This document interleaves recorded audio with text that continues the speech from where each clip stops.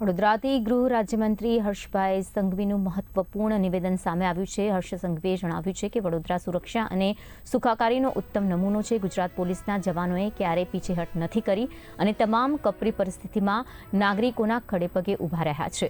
વડોદરા શહેર દેશની કળાની ઓળખ છે અને રાજ્યનું સૌથી મોટું શિક્ષણ કેન્દ્ર પણ છે। સંસ્કારી નગરી તરીકે ઓળખાતા વડોદરામાં હવે હાઈટેક સુરક્ષા વ્યવસ્થા ઊભી કરવામાં આવી છે। તો 2608 કેમેરા લગાવાયા છે જે AI ટેકનોલોજી સાથે જોડાયેલા છે। એક સિસ્ટમથી ગુનાઓ ઉકેલવામાં ઝડપ મળશે અને પોલીસને કલાકો સુધી CCTV ફૂટેજ જોડવાની અને જોવાની જરૂર નહીં પડે।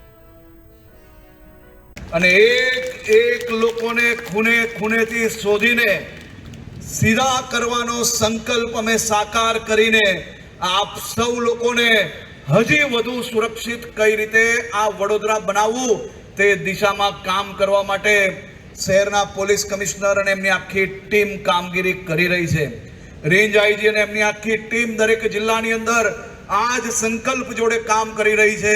અને ક્યાંય જો અમારી ટીમ ચૂકી જાય તો એમની ઉપર હું બેઠો છું। અડધી રાત્રે ફોન કરજો। આ લુખ્ખા ટપોરીઓને સીધા કરવાનો સંકલ્પ લીધો છે।